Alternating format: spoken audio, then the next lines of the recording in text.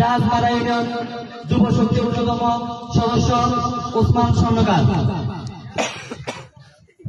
বিসমিল্লাহির রহমানির রহিম। আসসালামু আলাইকুম। জাহাজপাড়া 2 নং ওয়ার্ড আজকে উঠান বৈঠকের উপস্থিত আছেন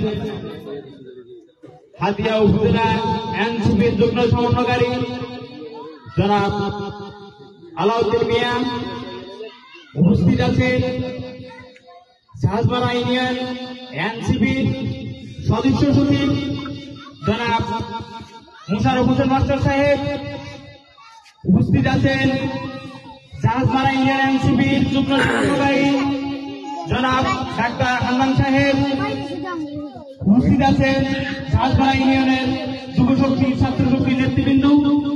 সবাইকে আমার সালাম, আসসালামু আলাইকুম।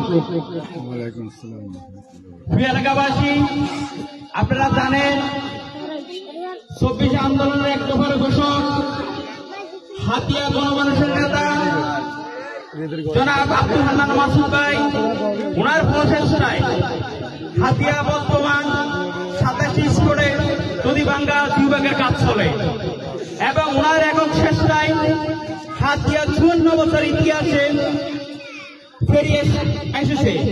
কোন নেতা পারে নাই হাতিয়াতে একটা কোন জায়গায় একটা বস্তা ফেলাইতো।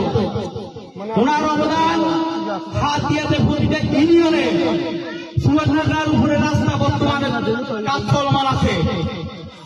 ইনশাল্লাহ আপনাদের যে রাস্তাটা আছে কাঠালি থেকে চাঁদমারা বাজার পর্যন্ত এই রাস্তাটা উনি টেন্ডার করে দিছে।